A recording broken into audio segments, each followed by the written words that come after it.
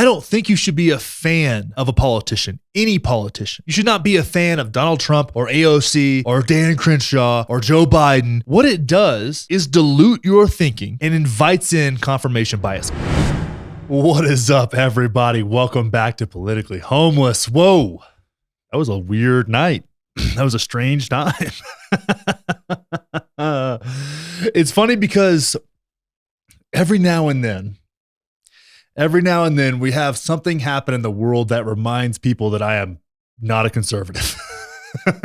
I have some conservative ideas from time to time, and sometimes I think their solutions, as much as I hate to say it, are the better ones for the circumstance. I can be objective, relatively objective in that way, but the idea of a unrestricted, unabashed, just kind of red wave did not sit well with me. I wasn't excited about that at all. So now, while I did want the Democrats to lose control, which is what it seems to have happened here, at least in some form or fashion, it's not by a ton, right? There's no super majorities. It's weird, and we're in this. I was watching Saga and Crystal, which, when it comes to the rest of the world and the rest of the country and what they're thinking and how they're viewing this, at the end of the day, Saga and Crystal, as much as I love them, and Breaking Points is my go-to spot to get the news that I need and don't, really want to search out myself, right? Can't care about everything, and they do a good job of breaking things down with their team. But they still live in DC, and they still have a DC filter. And it is what it is. I don't think it's bad. I get the perspective from them. And then I look at things. And when they talk about Trump and the perception of him and MAGAism in general, I feel like when I listen to them, I'm like, you guys are missing the point here. And actually, these midterms, I thought there was going to be a bigger red wave for sure. We have like a little red trickle here. But these midterms say a lot. They kind of confirm some suspicions I have, having close relationships with my family and things like that with people who were Trump voters, like your normal, everyday Trump voter, not your MAGA stop the steal people, but like your Trump voters are tired of it. And those are my family. Those are my friends from home. Those are people that I'm around all the time. Those are people I hunt with, right?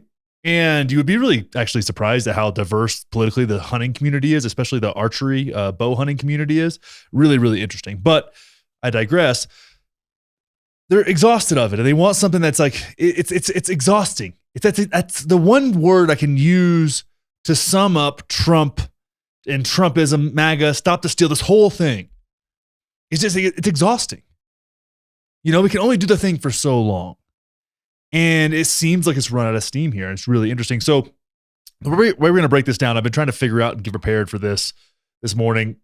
Let's just be real. I'm not. I'm trying to. There's no way to be prepared, but we're just going to go into it, right? So we're going to break down just some initial thoughts on all the races. And then I really thought that there were three things that really stood out. One, what's the MAGA situation? Two, abortion rights and where those ended up, because that was a huge part of this. It's pretty clear that was a bigger part of it than I thought it was going to be. I was wrong about that for sure. And then drugs and psychedelics. And then we're going to talk about, and something to think about, we're going to talk about politicians and being hopefully supportive and critically hopeful. So yeah, this is a weird time. So if we break it down race by race, before we even get into the state of things here, let's start here. Oz and Fetterman. Oz and Fetterman, a super, super tight race. We're looking at Fetterman here with 2,634,000 votes and change. Dr. Mehmet Oz, 2.4,556,000, something like that. We're in that range, so it's pretty close there, but 50.5% to 47.1%. Fetterman breaks the 50% threshold to win. Now, Fetterman had his stroke. Now, people say Fetterman's a radical. He's brain dead. He's, yada, yada, yada. It seems like people who have strokes generally recover cognitively for the most part, except for verbal, maybe some like proprioceptive issues, things like that.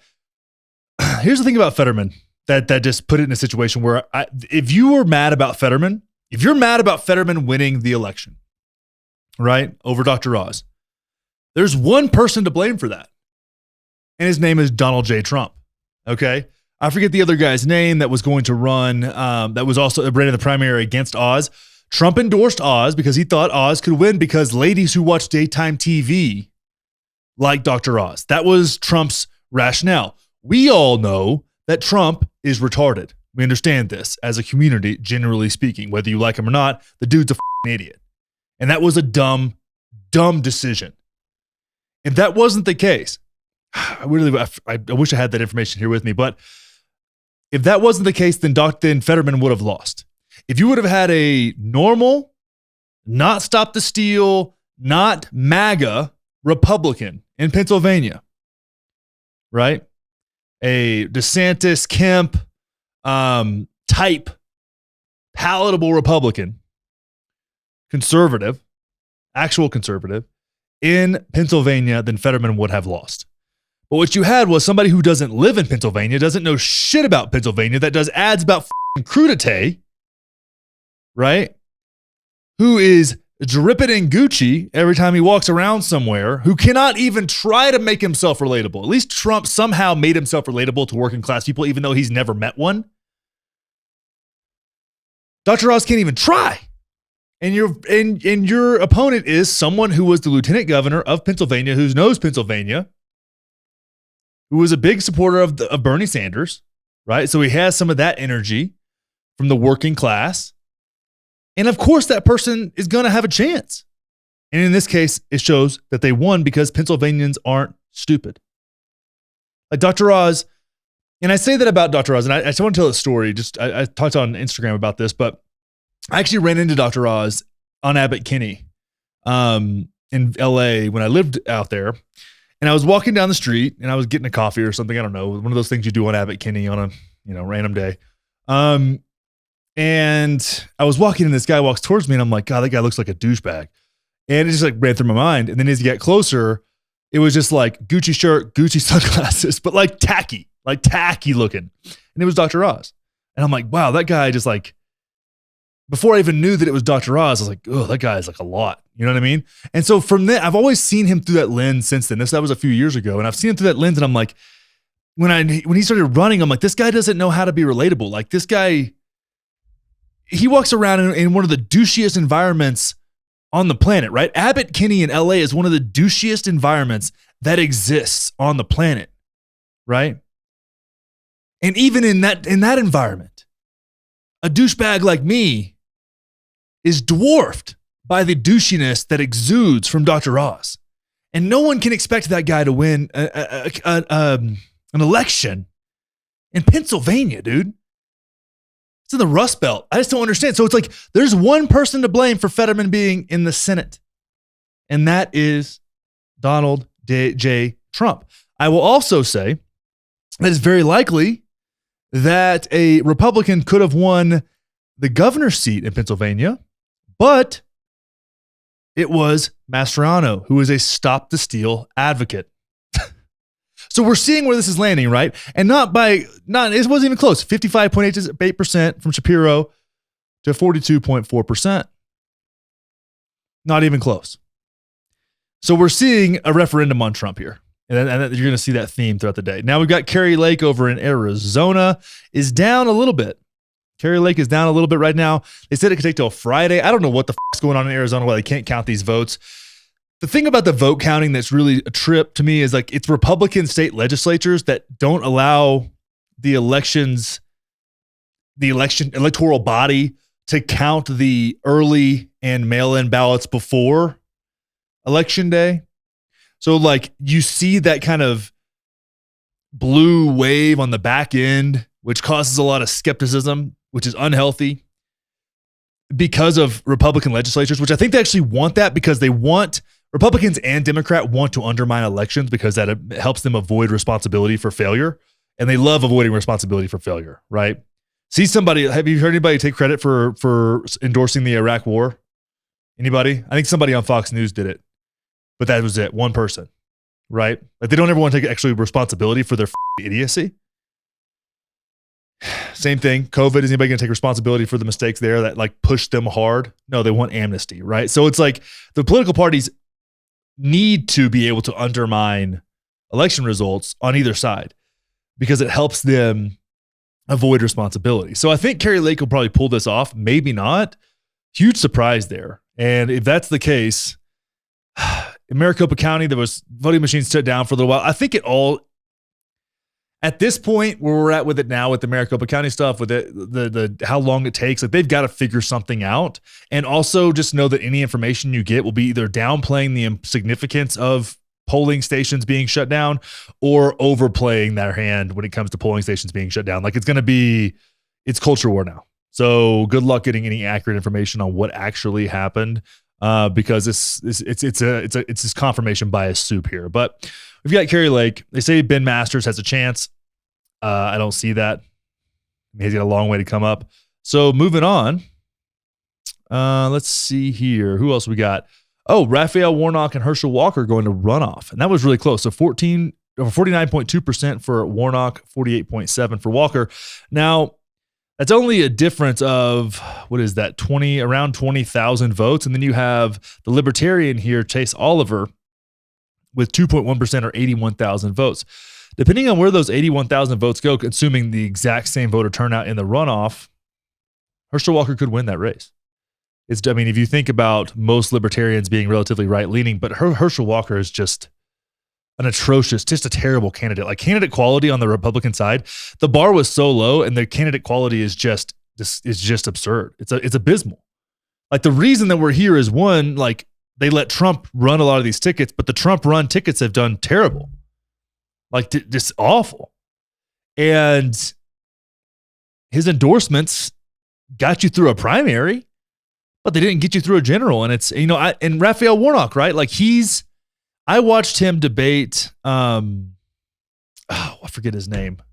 But anyways, this guy can move to the left and the right of a conservative. It was really interesting to watch him do that when it came to abortion, when it came to individual rights. I think he's a skilled politician. Now, I don't agree with everything he has to say, nor do I agree with everything anybody has to say, but he's a pastor, right? So he has that resonance with the religious black community in many ways, and the religious community as a whole. And then you've got Herschel Walker, who's talking about family values, but his gay son is losing his mind, who's like a conservative commentator and yelling about his dad being a piece of shit, right? He's paid for a handful of abortions while he's also talking about fathers not being in the home while he wasn't in the home for really any of his kids being raised, right? So you get this, and then you have these kind of pro-life advocates saying, well, we don't really care what he did. He can be a hypocrite all he wants. We just want the vote in the Senate. And that's just terrible. It's gross. And what the Democrats do is disgusting as well. Don't get me twisted, but like, does anybody hear that and go like, yeah, you know what? I support that. Like no one's thinking that way. No one feels that way. It's disgusting. So it's like, what are we doing here? What are we really doing here? And it makes sense it's going to run off. I wish it would have been ended. I don't want Herschel Walker representing any state in the union here. Like this is just, we're better than this as a culture. I would assume. I think Georgia's a better state than Herschel Walker. While he may need to have his number retired and be on the Hall of Fame somewhere of something, or several things, college and football and the NFL. He's not built for public service. And his CTE is a problem, right? Now, the difference between CTE and a stroke is CTE, you can go one direction. A stroke you can recover from. But I even get myself tripped out about CTE because of the amount of football I played. And Herschel Walker got hit a lot more times and a lot harder than I did. So moving on, let's talk about Beto in Texas real quick. So let's see. Greg Abbott got, let's see, where were totals at? Here we go. 54.8% of the vote. He beat Beto O'Rourke by almost 11 points. Was anybody surprised? I see people were like, yeah, cheering this on. It's like, is anybody surprised? Beto O'Rourke, when he said, hell yes, we're coming for your AR-15s, I turned to my wife, then girlfriend, and I said, I just watched somebody's political career die. As soon as it happened. I was like, and he's done forever. And she was like, she reminds me that every time his name comes up, he's like, oh yeah, that's the guy whose political career you saw die. And we all did in real time. It was embarrassing. So it's like Beto can talk and talk and talk. Now, what I wanted to show here, though, that was kind of interesting is being a Texan, you can see, I can't find my county, Young County. O'Rourke got 627 votes. God damn it. Hang on. That's hilarious. Beto got 627 votes in my home county. That's hilarious. I wonder who those people were. That cracks me up. Okay, but anyways, we got El Paso County went for Beto, Dallas County, Travis County, there's Austin and Hayes County as well, Bexar County, Maverick, Salada, Dimmitt, Webb County, Duval, Jim Hogg County, Brooks County, Starr County, Cameron, Willacy, Harris, and Fort Bend. Those are both over in Houston. So you're seeing your major hubs here. Now, Dallas going blue kind of doesn't really surprise me. It was relatively close. Fort Worth, though, red as Fort Worth and Weatherford over there for my North Texas homies. Yeah, but what we're seeing here is this kind of Rio Grande Valley area is blue again, which we saw in 2020 with Trump. A lot of that has swung red. So Beto did have some support. I mean, obviously in El Paso, that's where he's from. But yeah, I mean, not a terrible turnout, but that's where he's going to be. When he ran against Ted Cruz, he had a lot of energy. And I actually was a Beto fan at that time, which is more of a residual lingering of my Bernie Sanders support. But when you look at this, I mean, it's not a bad turnout for a Democrat in Texas. Now, Texas is not going to turn blue because there is more split among the Hispanic community than there used to be. It used to be a very reliable, not long ago, Democratic voting base. And now that's just not really the case. But regardless, interesting stuff here. Really interesting stuff. So Beto O'Rourke goes down. Greg Abbott remains the Texas governor. One thing I wanted to bring up here, let's see. Next, Lauren Boebert is looking to lose. Let me see if I can find her on here. Oh, yeah, here we go. 81.26% reporting. Adam Frisk on the western slope of Colorado at 149,421 with Lauren Boebert at 145,946. So we've got about a 4,000, a little less than 4,000, 3,500 vote difference there between the Democrat in a very, very red part of Colorado and Lauren Boebert wannabe Sarah Palin. Like, that's where we're at. So it's watching Lauren Boebert go down is a referendum on the MAGA world. Now, will she call voter fraud? I'm sure she will. I am sure she will, but that's pretty fucking interesting to me.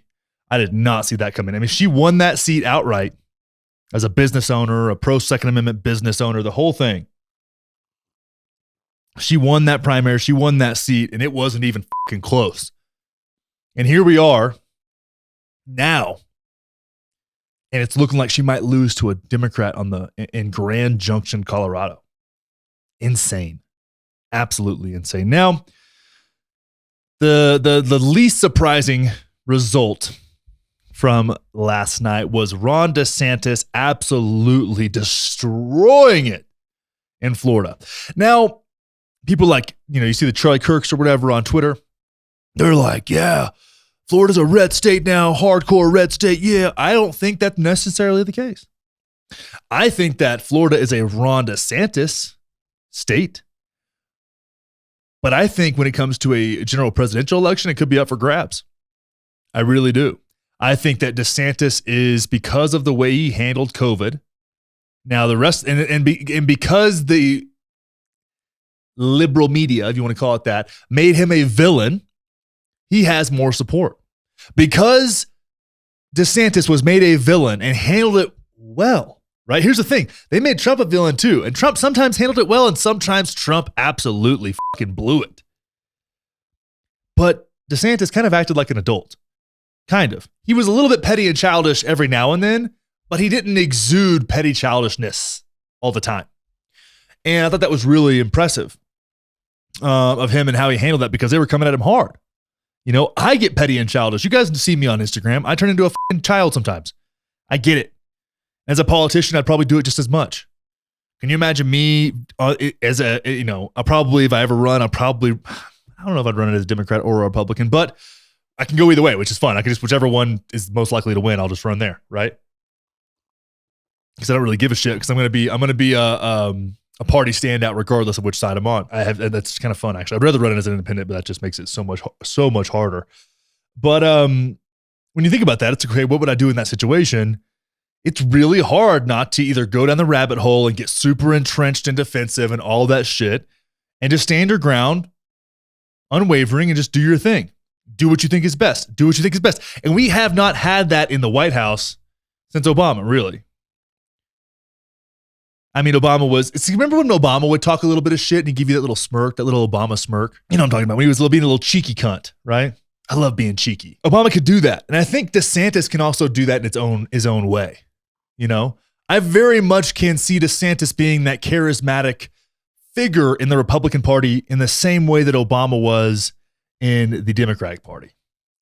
And I think the funny thing is, because the bar is set so low, after George W. Bush, the bar was so low that like we wanted this like compassionate figure. He flipped a lot of states and really chaos ensued with the states that he was able to flip. I mean, Ohio, Florida, like these red states.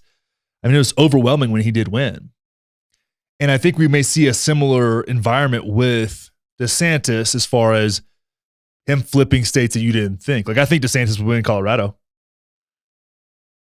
I really do. I think almost every single purple state would go for DeSantis if it was against Kamala or Biden or Pete Buttigieg. I mean, or Beto O'Rourke. Like any of these people that like want to run again, who were all just like poor copies of Obama, they can't run against genuine support. Like they're just going to get their asses handed to them. And so what this is, when we look at this whole scheme here, this whole breakdown, DeSantis winning by over 19 points in Florida, and Trump-backed candidates getting either barely winning, right? We have J.D. Vance who won in Ohio, right? J.D. Vance won in Ohio, but that's a very red state, right? And he won by a significant margin, but it was like 9 points. I don't even have it up here, but it's like that's not a surprise, right? But where there was a challenge, Republicans barely eked it out or failed to eke it out. But in Florida, Marco Rubio holds his seat by a huge margin, and DeSantis winning by 19 points. And we're also noticing a lot of split ticket voters, which I love. A lot of split tickets. And that wasn't supposed to be a thing anymore, but now you're seeing people getting more engaged in voting on the issues, right? And I think we're going to see more and more of that going into 2024, which is a threat to the establishment, which makes me rock fucking hard, baby. Let's go. I love it when the establishment is threatened. It makes me so fucking happy. So yeah, when we've got this Oz Fetterman did the thing. Carrie Lake, I think, might pull that off. We're still going to have a lot of news now. All the focus is going to be on the Georgia runoff. Beto, unsurprisingly, loses in Texas. But the Rio Grande Valley, I mean, he had a respectable turnout for Texas. Lauren Boebert looking like she's going to get upset on the Western Slope. DeSantis just being DeSantis, and it's his time, guys. He's got the leverage now to actually go after Trump and finish this off. But will he do it? He's got the leverage. Does he have the balls? So what we're looking at now is about the Republicans will have about 220 seats in the House and a slight majority by one seat or a split in the Senate. We'll see. We'll know after that Georgia runoff whenever that goes down. So that's where we're at. That's race by race. So now let's get into the state of things. Whoa, that was loud. Let's get into the state of things. Talk about some broader concepts. Why did I lay the show out this way? It seemed like a good idea at the time. Either way, you guys know I'm keeping it real with you. Let's go. Okay. Let's get into this here a little bit. There are times, we'll skip that for now. The big question here is, in my mind, is MAGA dead? Is MAGA-ism, is Trump-ism, the MAGA movement, to stop the steal, the election fraud, is it finally dead? And when I look at it and think about it and feel through it with my soul and my heart, my brain, I think we're seeing it now. I think we're seeing this movement be hollowed out. Now, if we just look at the numbers, right? If we say, hey, these elections, I don't like the way the election system is. It's a little funky. I don't love it. It could be better. It could be much better. And there's actually simple solutions that I think everybody would get behind, right?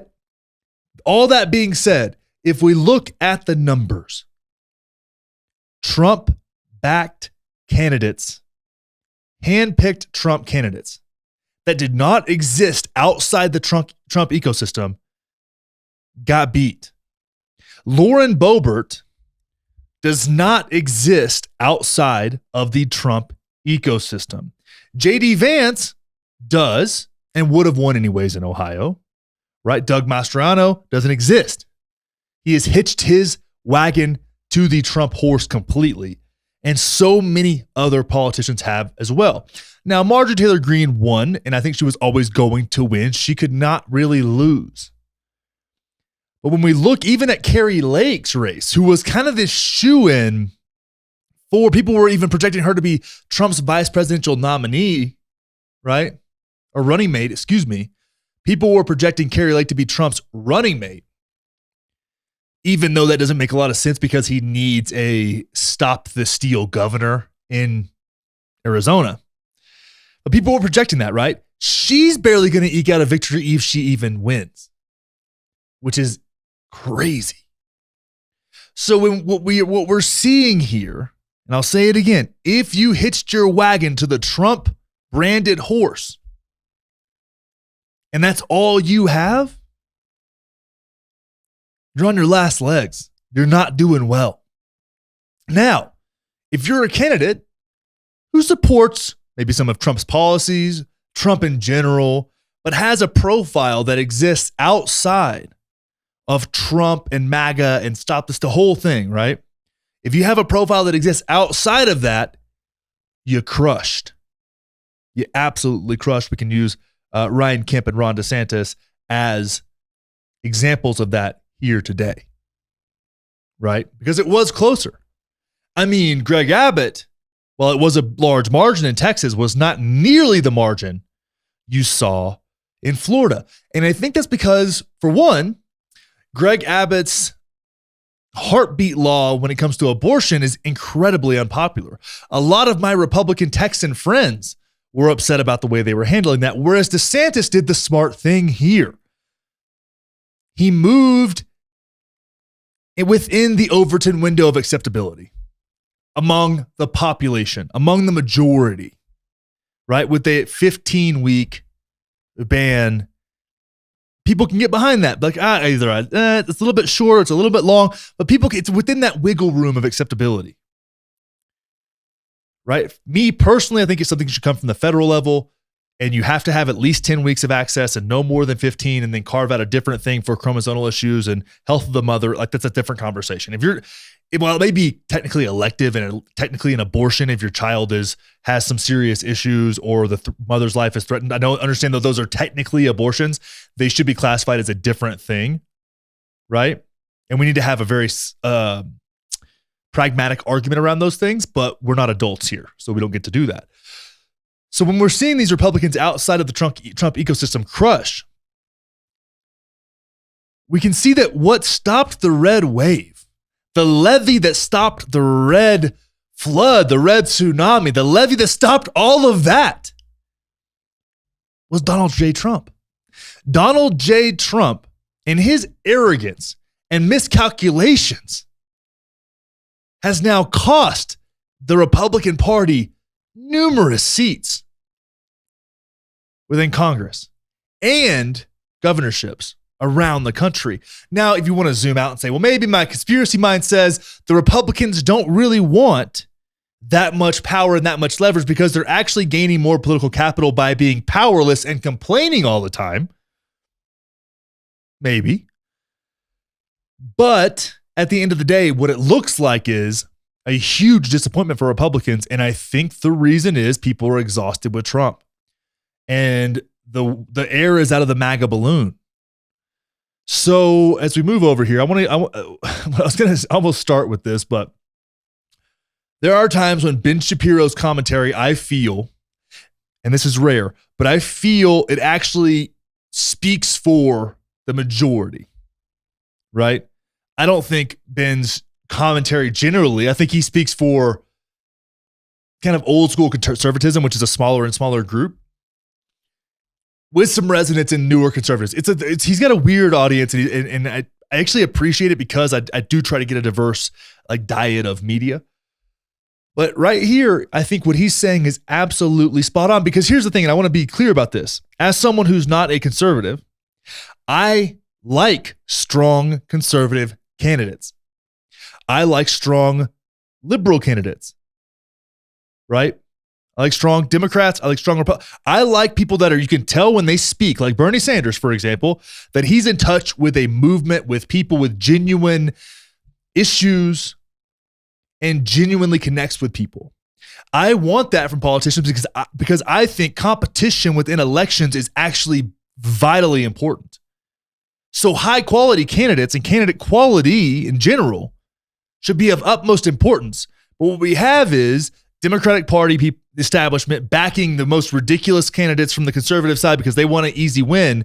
And what I want is a politician to go into this like you would go into a football game or a fight. Be like, you know what? Nobody wants to see an easy win, right? If you have Nurmagomedov, whatever his name, like go beat the hell out of somebody who's not very good, right? What does that say about the person? What does that say about Khabib? Does that say he's the best fighter in the world? But you put a number 1 versus number 2 and it goes 5 rounds and you get a winner out of that, well, now you know. And that's what I want in our politics. I want 5 rounds. I want candidates coming out of there feeling bloody and beat down and exhausted because they both got a chance, because they can both win, because they can push each other on issues and challenge each other's ideas. I want to see that. I don't like one party rule like California. I don't like it. And then you have other one party states like Ohio, where you can't even get like welfare distributed appropriately because they're so scared of giving out handouts. It's the weirdest thing. It's like a complete nanny state on one side and then complete ineptitude on the other. It's just, it makes no sense. And if we had high quality candidates on both sides, that would be less of an issue in my opinion. But let's listen to what Ben has to say here. And something I think is incredibly potent. Potables. As I say, if the Republican Party is looking for a model of governance going forward, if they're looking, how do we win races? Baseline levels of competence, and then engage in the culture war issues. Competence before culture war. Let's put that on the screen here. Competence before culture war. That is the takeaway. The culture war will not win you national elections or statewide elections oftentimes. Competence will win you elections consistently. Not the other way around. And also, don't alienate everybody on earth with claims that the vast majority of Americans do not actually believe. If you are going to spend your time as an elected representative trying to overturn the 2020 election, you are not a representative of your constituents. You're a representative of Donald J. Trump. And people don't really want that from the representative. They want to feel represented by the representative. But when Trump sucks out all the air in the room, and your constituents feel like you're representing him more than you're representing them because they're over the 2020 election, even though Trump will go to his grave thinking he won that damn thing. Well, then you got a problem. Then you lose elections. You cannot make election 2020 the subject of your campaign in any major way in the United States and hope that things are going to turn out amazing unless your district is like a deep red district. That is one of the messages of this thing. And you can tell, by the way, that there were governors last night who didn't do that and who walked away absolutely clean. Yep. Who did great last night. Right? The big winners last night were all the people that were kind of at odds with President Trump, that were at odds with the Trumpification of the Republican Party, who are not the out-of-the-box candidates. Those people did a lot better last night than the generalized Republican Party. And the Democrats who are running against the most perceived Trumpish candidates are the ones who actually ended up doing really well last night. Those Democrats ended up doing really well. What does that say? It says that the very first rule of politics, I say it all the time, if you wish to win, make it very hard to vote for your opponent, make it very easy to vote for you. The Republicans spent a lot of time this election cycle making it hard to vote for their opponent, and then they proceeded to nominate a bevy of candidates who made it very hard to vote for the Republican. And that has some downstream effects. Now, when you look to the gubernatorial races, what you can see is that when you make it easy to vote for your own candidate, then your candidates do really, really well. We'll get to more on this in just one moment first. And then we get an ad for gold or something. So thank you, Ben Shapiro. I could not agree more. You saw that. If you made it easy to vote for you, yeah. But if you're a hard pill to swallow, no. You know what I mean? It's no one, everybody's tired of the mess. And Trumpism, MAGA, I mean, think about this. Can we go back for a second and just think about it, right? Let's go back to before the election, 2020 election, right? And people are like, I can't believe that, you really think Joe Biden got the most votes of any president? I do, because people were motivated by Trump that much. Joe Biden didn't motivate anybody to vote. He was just a placeholder. His job was to not be alive and to calm everything down. Now, what he's done since then has been a shit show. That being said, the motivation was Trump. The reason that there were so many Democrat votes in 2020 was because of Trump. He was handling himself like an asshole. I was so sick of his bullshit. He was making no sense. It was making COVID even more confusing. And while the pharmaceutical industry that I despise was just raking in profits during this time, right? Warp speed, all this other bullshit. He was articulating himself so poorly. He was giving the opposition to medical freedom all the ammunition possible. And I was sick of it. And I thought that Democrats would, and a lot of people thought this way, right? A lot of people felt this way. Okay, Democrats are blowing, by the time the election was here, Democrats are blowing COVID out of proportion, right? Many people felt this way, but I thought that was their political strategy. Either they were we're going to blow this out of proportion, and then we're going to win the election, and then in 2 months, we're going to be like, oh, we cured it, it's solved, and now we're into endemic stage, which we were at, right? We were there. I was wrong. I was very wrong. It's probably one of the worst calls I've ever had politically, because it was a year and change later that they actually, but it's like they made the wrong decision. What I was talking about was the right move politically. What they ended up doing was moronic. It defied all logic. And then I thought, legalized marijuana, public option, these things that Biden ran on. I'm like, oh, well, we'll see. Because Trump, the things I liked about what Trump did, he didn't even run on those things. He ran on culture war bullshit, and it was exhausting. So here we are, right? So when we look at the whole thing, when we think about that, then we go into the election, then we go into January 6th. Then we got Rudy Giuliani and what's her face, that lawyer, and the release the Kraken. Giuliani was at the Four Seasons landscaping play. Like, MAGA is a mess, guys. This whole time, Jared Kushner, the whole time he was in the administration, was just grifting so that he could go to Saudi Arabia and take a few $1 billion from them to go into his fake investment, whatever. And it's like, what? But the same people that ignore that are mad about Hunter Biden taking money from Burisma, when I really think Jared Kushner's profited more than Hunter Biden has. And Jared Kushner wasn't a crackhead. He was actually in the administration pulling the strings, and then used the connections he made at that time, right? While he's reading the daily presidential briefings. But guys, Jared Kushner read more presidential briefings than Donald Trump did. And people want that motherfucker to be president again and have Jared Kushner pulling the strings again? Absolutely not. That dude used the connections he made and then went straight to Saudi Arabia and got paid. And you guys are mad about Hunter Biden? Yeah, Hunter Biden's a joke and corrupt and an addict and all these things. But at least I can blame his addiction for some of his poor choices. All I can see in Jared Kushner is malice and disgust. People don't understand. I know, it's not that hard to look at it and be like, yeah, that motherfucker lost, guys. And it's not that hard to look around now 2 years later and go, wow, that movement's really losing steam. If we look back, let's go a little further back, right? Let's think about maybe trends that I as a millennial dealt with. Hacky sacks. Hacky sacks were a huge deal for a while, right? It was all the thing, and you could hacky, and how many could you go and do the thing, and like how many times could you kick it on your foot without dropping it down, and could you do the behind the back thing and doing tricks? That, yo-yos, pogs, gigapets. All of these were trends that we had growing up, right? If you're my age. Where are they at now? Trumpism. Trump is pogs. It was the coolest thing ever for childish idiots who wanted to slam things and knock things over and take people's shit, right? But you grow out of it. And hopefully as a nation, we're beyond pogs and gigapets. You know what I mean? That's how I feel about it, but I don't know. But we will say this. We got this right here from Trump. And Shapiro actually tweeted this.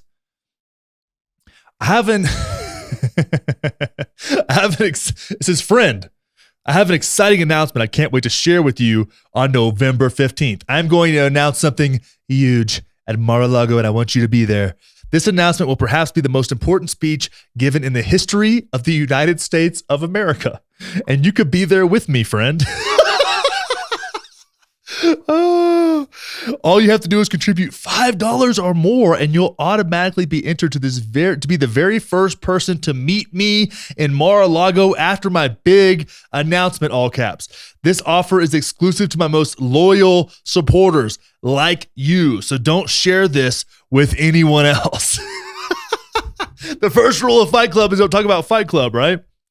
I'm going to go ahead and take a screenshot of that and put that on Instagram later. Okay, that's fun stuff. Good times. All right. Anyways, so that's where Trump's at. Huge announcement coming up on November 15th, and you can meet him. You can be there to meet him, friend. This is my favorite line, though. This announcement will perhaps be the most important speech given in the history of the United States, and you should be there with me, friend. Donald Trump, guys. Oh, man. Yeah. I'm sure this episode is going to upset some people, but it is what it is. You know, I'm not a partisan hack, that's to be sure. And I'm sure it's not a conservative either. All right, so we had abortions on the ballot, and I wanted to play this for you or show this to you guys. I found this really, really interesting. Abortion was on the ballot in a few different states. And, you know, the Democrats went really hard on abortion in their campaigning and their ads and the way they articulated themselves in this whole process. And I thought that was stupid. I thought that was a mistake. I thought they should have been talking about the economy. Here's what our plan is. Here's what we've done. Here's where we're going. Here's, the long-term effects of all that stuff. But that's not what happened. And then we see this, and for the pro-lifers out there, right? Like the anti-abortion folks. I know some of you guys follow me. I know there's going to be comments on this video, and I'm not really trying to debate you. I'm not. It's a waste of my time. I don't care. What I think is, and what I feel is, and this is all you got. You need to, when we talk about abortion, everybody needs to be comfortable with this one thing. Your decision is based on your beliefs, and that's it. Not facts, not reality, not consciousness, not life. It's based on your beliefs. Okay? Everybody needs to be honest about that. We can have a conversation about when a heart starts beating, when consciousness exists. Like these are really important. I don't think about a heartbeat as life. I think about consciousness as life. That's the way I see it. I think of more of, if you want to talk about consciousness or a soul, those are kind of interchangeable, just like God and the universe are interchangeable, unless you're get upset about that. In that case, in your life, it's not interchangeable, but for everybody else, it is. It's based on your beliefs. And the belief that life starts at conception is insanely unpopular. The belief that life starts with a fetal heartbeat or whatever is wildly unpopular. And the way that pro-lifers or anti-abortion folks articulate themselves is they talk about this baby as if, you know those little like dinosaurs you drop into water and they get bigger? Like it's a little bitty dinosaur and you drop it in water and it absorbs and gets bigger. That's what how they talk about pregnancy, as if that's how it goes, right? As if like, okay, you bust a nut up in there, your sperm swims, egg, and then all of a sudden, boop, it's a baby, but it's like this big. It's a microscopic, fully formed baby who's just tiny, right? And then it grows, but it's fully formed this whole time. That's how they articulate it, which is the dumbest shit I've ever seen, right? And when we think about life and consciousness, I'm like, well, the way that I see it and the way that most people see it is like, there's a difference between stopping something from happening, right? Stopping a life from existing and killing someone, right? Those are two separate things. If I distract you right? As you're walking to your car and it takes you 5 or 6 seconds, right? Maybe I wave at you or something like that. And then because you left 5 seconds later, you end up getting T-boned by a semi-truck that you wouldn't have gotten T-boned by, right? If I wouldn't have distracted you for that 5 seconds, I didn't kill you, right? Shit just kind of happened the way it happened. So stopping something from happening is different than if I was to run you over with my car. Those are different things, right? Think about that. I know it's a lot. Think about it, right? Stopping something, and this is where I think most people fall in the United States. Stopping something from happening isn't the same as killing a baby.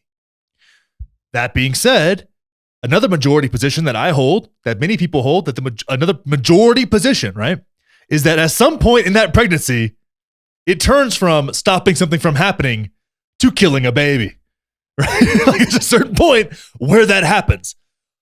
So let's find out what that point is, right? Being generous to the pro-life folks, because they have a sway, they have an opinion here too that matters. You matter, guys. And let's find that line and work within those bounds, right? So my position is every state should be required to give up to 10 weeks. A minimum of 10 weeks of elective abortion service. And no state can go further than 15 weeks with elective abortion service. And also pregnancy tests are fucking free. They're free. They're free everywhere, right? If you're pro-life, that should be good for you, right? You know, people won't know they're pregnant. They can get services earlier. They can come find you and you can talk them into having a baby earlier if you want to do that, right? If you're a pro-choice advocate, you're like, yeah, well, that makes sure that people have access within time, right? Pregnancy tests are just in women's bathrooms. They're just free. There's everywhere. They're cheap. How much do they cost? 25 cents? They're free. Okay, cool. They're everywhere. Easy. We're done. We're done with this conversation. But that's not ever going to happen because the people that are on this photo right here believe that life begins when you think about having a child. And the other people think that you should be able to take a newborn baby and bash it over the head with a baseball bat. So we're dealing with the extremes on either end, making decisions for everybody. But when you do get a ballot initiative on abortion, here's what happens. Abortions in, by the way, I pulled this from the Catholic News Agency. The abortions in 2022 midterms. How did the states vote? I thought you guys could get a kick out of this. This is from Katie Yoder.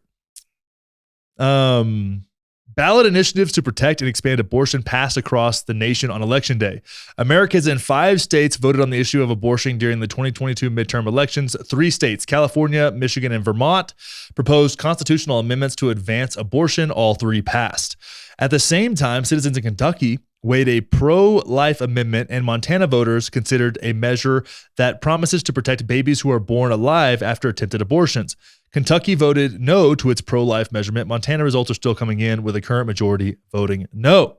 Stephen Billy, who serves as vice president of State of Affairs at the national pro-life group SBA Pro-Life America, early Wednesday morning stressed that life is still winning. So you guys just heard what I read, right? Like a landslide. Not one of these things went pro-lifers' way. And Stephen Billy, which is a strange 2 first name situation, believes that pro-life is still winning. That's still the majority position. And when you hear pro-lifers talk about this, it's this craziest thing because they always say that. They can lose 99% to 1% and still be like, well, we have a winning issue here. They're delusional. It's out there out of their goddamn minds. It's insane. And this is a quote from old Stephen Billy. Says, anyone arguing abortion is winning is missing what happened tonight. Anyone arguing abortion is winning is missing what happened tonight, he told CNA. We had strong pro-life candidates at the federal and state level win because they seized on life as a winning issue and exposed the extreme taxpayer-funded abortion until birth policy of their opponents. That is a straw man and also completely false. Pro-life candidates won in spite of their views on abortion, but based on what we saw last night, that is so far from reality. Goes on to say, we know life is a winning issue. We know how to win on life, and we know the American people reject the extreme policy of Planned Parenthood and their candidates. Americans reject your policy as well, Steve. Come on, dude. He added, going forward, we have to do better at using our winning strategy and using it to fight back against the millions of dollars big abortion puts into ballots initiatives and causes confusion and hide their extreme policy. It can't be about the fact that people just don't agree with you. It has to be about Planned Parenthood manipulating people.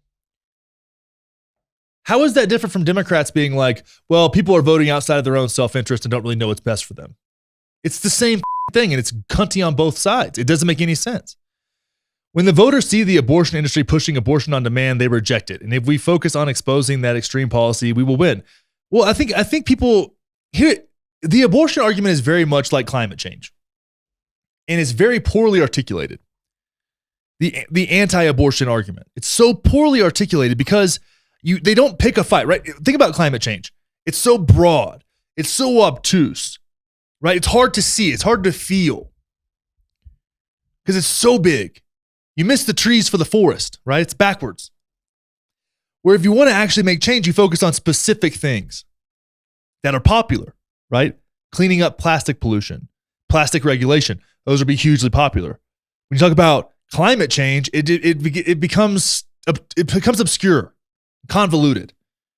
You got to stay specific, right? Talk about vehicle emissions and air quality. People are very for quality air and quality water and decreased pollution. These are things that people are for, right? When you're talking about turning every square foot of free open land into a solar farm, people are like, well, hang on. You got to have these conversations in stride. And the abortion folks don't do a good job of that at all. They look at this and they think, abortion's on demand. Well, you should be able to get an abortion on demand for a certain amount of time, right? That's you don't want to push off an abortion. You want an abortion when you decide to get it, right? The most inhumane thing to do if you're going to get an abortion is procrastinate. You know what I mean? That's one part of your life where you're like, hey, I'm making this decision. Maybe it takes you a few days or a week to make that decision. But once you make that decision, you go do the thing. You don't push that off, right? Like, oh, give it a month and feel it out. No, that's up. You make the decision and you go. So instead of having a nuanced conversation around, okay, we need to get rid of third trimester elective abortions. Those need to be illegal. And you bring out, here's a number of third trimester elective abortions, which is very, very small and also very uncomfortable for people to know that aren't about health of the mother, developmental issues in the baby, none of these things, right? They're just basically, somebody's like, I decided I didn't want it and I'm at 6 months. That's insane. Absolutely insane. 99% of the population is against that. Okay. If you get to that point, adoption is your only option, baby. That's it. Instead of working to outlaw that and then move to whatever the next thing is and the next thing until they run out of things and we have some kind of rational situation here, they've just been like, abortion on demand is bad. Life starts at conception. Praise be to Jesus. And you're like, oh, you've done nothing. You've done nothing. You've raised a bunch of money for candidates, for political candidates, and you've done nothing. And so people reject it because their messaging is terrible. It's gross. It's stupid. It makes no sense. But here we are. So across the board, on the ballot, all across the country, abortion wins. MAGA loses, abortion wins. That's two of the big stories from the night. Now, I've said enough about that. If you're pro-life out there, guys, I know there's a lot of pro-lifers out there that listen to the show. Think about that.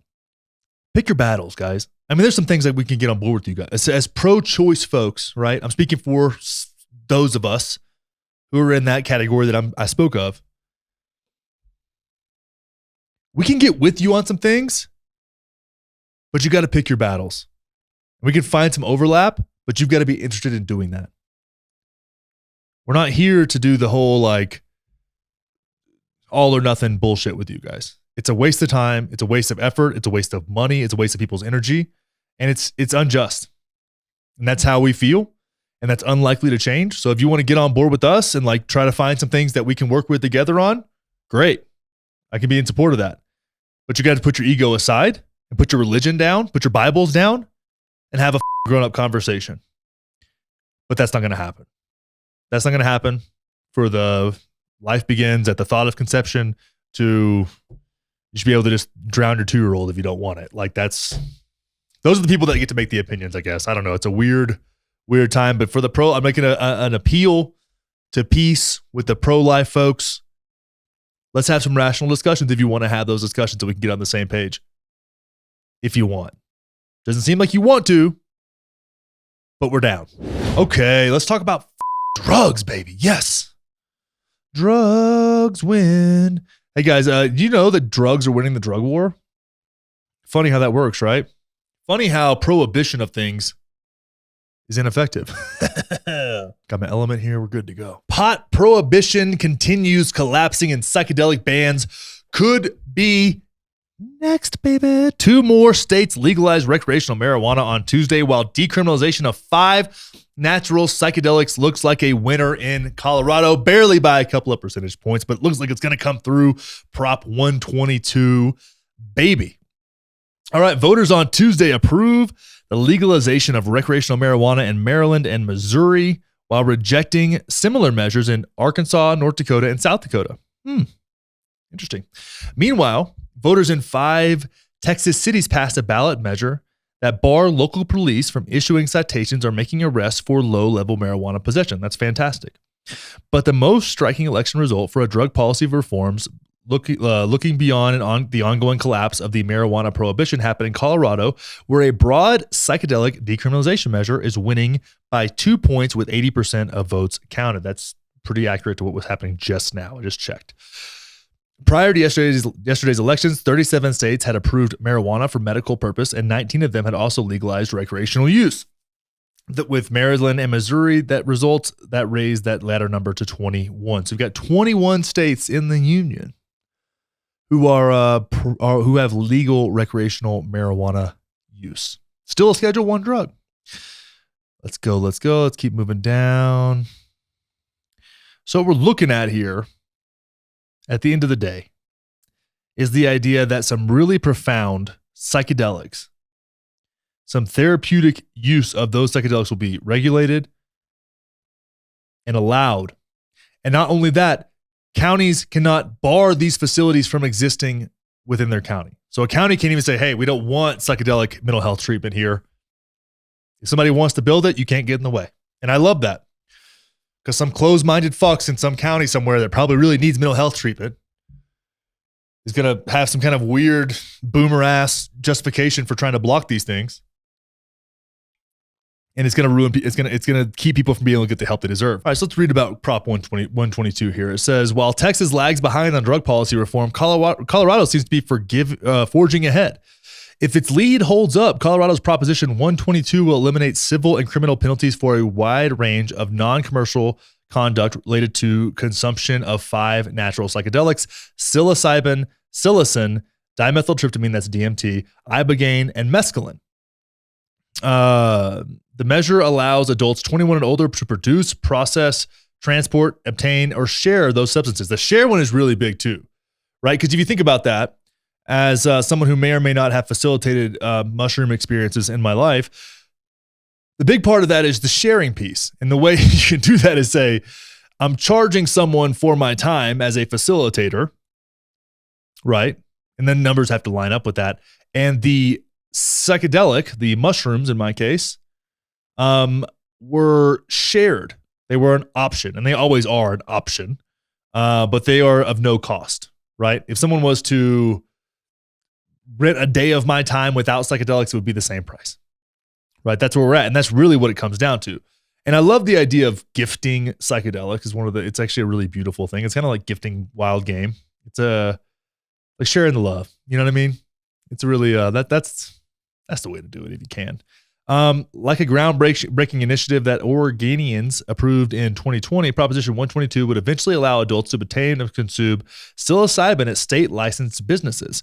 And that's not a dispensary. That's like a therapeutic center. Also, like Oregon's initiative, Prop 122 does not require that customers of those businesses have any particular medical or psychiatric diagnosis. I love that, because people can go and just treat like mild depression, or they're feeling like they're not really, just like feeling a little funky. Not like you're like depressed, like have depression, or like you're just maybe you need to make a big decision. Maybe you're coping with some grief. Maybe, you're going to make a life change. Maybe you're just feeling heavy and you want to go in and have that experience.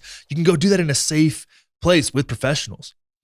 It says Colorado's initiative covers a wider range of substances and content and conduct.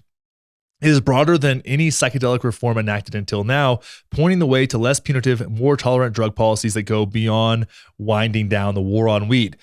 I love the way it's articulated because at the end of the day, I'm kind of over the weed thing, right? Like, it's like, yeah, weed's legal. I mean, whatever way you want to go about getting there, that's where we're at, right? Now, I'm sure some of you people are listening to from a place where it's not legal, and that's the thing. Sucks. Get it on the ballot. I don't know what to tell you, but everywhere that even when I go to Texas, I just take weed, if I need it. You should take some from my brother so he has a little bit. But now I'm looking at things that have what I consider a more profound and lasting positive impact on society, which is psychedelic use for therapeutics. And in a wide variety of ways. I don't think you need to be a licensed therapist, right, to be able to do this. I think you may need some kind of accreditation to do psychedelic assisted experiences, and it needs to be taken very seriously. These are not a joke. Ibogaine is 1,000% super serious. That shit is not a joke at all. But psilocybin, DMT, different varieties of DMT. So they say there's 5 psychedelics, but I'm assuming that NN-DMT and 5-MeO-DMT are both considered dimethyltryptamine. So that's really 6. And then varieties of psilocybin strains, right? You're going to have different, it's almost like weed in a way where there's different experiences associated with different types of psilocybin mushrooms. So there's a lot that can go on there, and this is going to be really, really interesting and provide people. And this is what I'm thinking, even with like homeless folks, right? Like getting a chance to maybe deal with some of that like lingering addiction shit. Like Ibogaine is such a great reaction for people who have opioid addiction, right? Addicted to fentanyl or alcoholics even. Like Ibogaine, you have to go to Mexico to use it, but the fact that people are going to be able to come to Colorado, go to a therapy center, get actual lasting addiction treatment, especially when they're desperate. I mean, that's the thing too, is when you're desperate and you feel like you're going to die if you don't fix your shit, you should be able to try some things out, And Ibogaine for that is just going to be a beautiful tool. I think being able to go get your yearly check-in with your big mushroom experience once, at a place where you feel safe and looked over. And I think that's going to be great. I think that's going to be beautiful. I think going to be able to do 5-MeO-DMT in the same environment, right? Like these, NN-DMT, I think is more of it's not recreational, but it's kind of is recreational, where you're just like in a house of mirrors, of fractal mirrors with beings. Like that's what DMT feels like to me. NN-DMT anyways. 5-MeO I haven't done, but I'm going to do it soon. And I'll give you guys a little bit of a breakdown on that. But this is going to be a really beautiful thing. This gets me excited. This has me thinking about the future in Colorado is like something really amazing. I think that they've been really forward thinking and set the stage for whether it be marijuana legalization and psychedelic legalization here. I mean, they decriminalized mushrooms in Denver a couple years ago. I mean, we're moving in that direction, and I think this is going to be great. And I'm, like I said, I'm kind of moved on from the weed thing. I felt the weed thing is settled. It's just like the lingering kind of drag of change is happening there. But I'm really more focused on psychedelics. What they can do, how they can be used, how the regulation is going to be done, how it's going to go at scale, and really keeping an eye on what's going to happen going forward. I mean, mushrooms have changed my fucking life. I've probably smoked NN-DMT 40 times, 30, 40, 50 times, somewhere in there. We usually do it twice or 3 times in a row. So if I this isn't a flex, it's just like that's, I've just done it enough times where I'm saying that to say that I know what that experience is like. Ayahuasca, a dozen or so, something like that, in 4 different ceremonies. Mushrooms, 5 grams or more, probably 10 times. Microdoses, countless times. LSD, full doses, I don't know, half a dozen times. Microdosing literally right now. So it's like these things have actually had a profound impact on my relationship with my family. Like my mother and I hated each other, like legit hated each other. And the reason I was able to kind of meet her where she was and kind of rebuild our relationship was because of mushrooms and ayahuasca. Like 1000% was able to like muster some compassion in a place that I'd never been able to do it before. I mean, in ayahuasca, like, goddamn, that shit has fundamentally shifted who I am as a person in a positive direction. Like, if you ever just feel like you got like a heaviness around you that you need to let go of, and you maybe don't even know it's there. Maybe you've gotten so accustomed to carrying that bullshit that it's just who you are now. But ayahuasca will have you recognizing that shit real quick. It's goddamn, it's beautiful. I'm just excited. I'm excited for this. Is just it makes me want to open a fucking retreat center. That's what it makes me want to do. It's just like so fucking great. I can't wait. But anyways, I'm rambling. I'm just one of those days, guys. We were up late last night. We're doing the thing, trying to keep up with everything going on and finding out what matters. But we'll see. This is what makes me a liberal, y'all. Shit like this. Republicans would never do something like this. But here we are. Now it's time for me to give you something to think about. Hang on for a minute. Let me take a breath. And we'll go. All right. Elections. What to think about with elections. There's been this trend lately in the last few years, 4 years, 6 years, maybe since the Obama administration, maybe. Maybe it was like this before. I don't fucking know. But it feels more and more that people are fans of politicians and fans of political parties in the same way they are Kansas City Chief fans or Green Bay Packer fans or Dallas Cowboy fans or USC fans or Florida fans.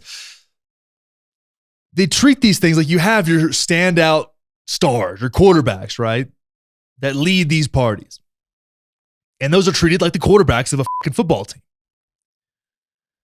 And no matter what, no matter how bad they do, you kind of stick with them, right?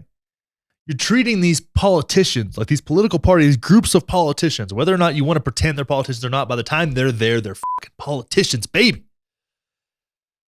They're being treated like a sports team.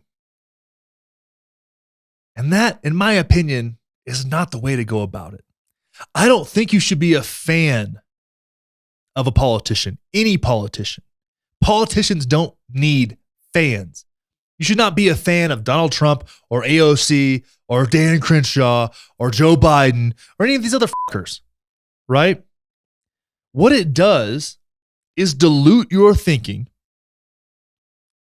and invites in confirmation bias. Confirmation bias is a driver of human behavior. It is essential for us to be who we are. For us to have developed and become as advanced of a species as we are, we need a confirmation bias. It's a part of who all of us are. It's not a dig. It's not a knock. You've got it. I've got it. The best we can do is be conscious of it. And when we look at that, why would we then do a thing around politics that allows us to invite in confirmation bias with no friction because it conforms to our already existing beliefs? And then we have a cycle. We have a feedback cycle of fuckery. And that's not good. So I think a better way of going about it, no matter how much you love a politician, no matter how much you think they're going to do the thing that changes everything, they're going to right the ship. The best thing you can do is be critically hopeful. The best thing you can do is be critically hopeful and supportive. Critically hopeful and supportive. If you just go into it with that, say, I'm not a fan of this person, this guy, this lady. I'm critically hopeful. That means I want them. I think they could do some really great things, but I'm critically hopeful. I'm critical, and just telling yourself that might make it a little bit more true, right? It changes the dynamic within your mind and the way you see a thing. Changes your perception of a person or of a situation, of a reality. I'm hopeful because I want to stay positive about this. I really do. I want to put good vibes into the universe, right? But I'm critical as well because I'm a human being and that person is a human being. And I know they're not infallible, right? They're a very fallible person. They can be bought like anybody. They can be manipulated. They could have manipulated me. Maybe that's what happened. And if you ask yourself those questions and set the frame, right? Set the frame for your political support as something that's critically hopeful, not unfiltered support, well, then you've got something you can do, right? Then you've got an out. Then you've got a little wiggle room. Then you've got a little bit of a healthy amount of doubt when it comes to what a human being can do, which I think personally is way healthier. But if nothing else, it's something to think about. Guys, thank you for being here. I know this was a little bit rambly. Whoa, wrong button, dude. Jeez, come on. A little bit rambly. But, sometimes it's going to be that way. Hope you guys have a good time. What a weird night. Midterms are done. 2024 coming up soon. Keep your head on straight out there. More than ever. Critically hopeful. Love you guys. Bye-bye.